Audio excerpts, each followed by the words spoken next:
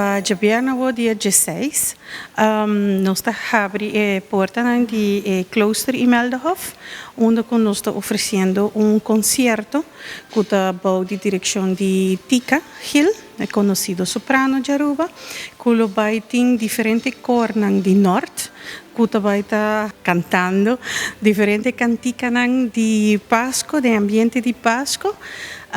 E banda de sei também, nós também temos naturalmente para manter a mesma esfera aqui, nós temos comida e costanduche de período aqui de fim de ano. A entrada é completamente grátis.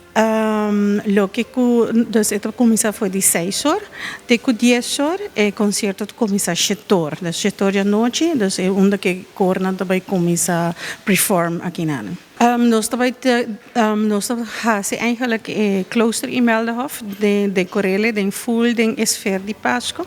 E eigenlijk vamos primeiro viagem com nós abrir porta também para o público, de horário aqui à noite e de esfera de Páscoa.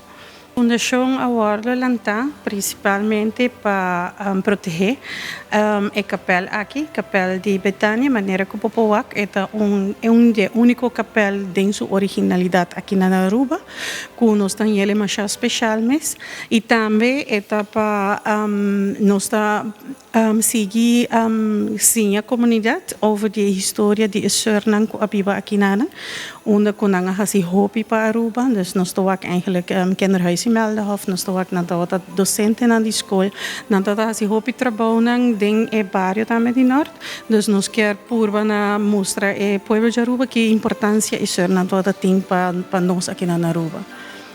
Para o pueblo de Aruba, nós passa bem dia 16, de 6 horas para 10 horas, onde que também é ambiente de Páscoa de nascimento aqui na Klooster Imeldenhof e com hobby canto de cor, que também dá concerto bastante bonito mesmo para o período aqui.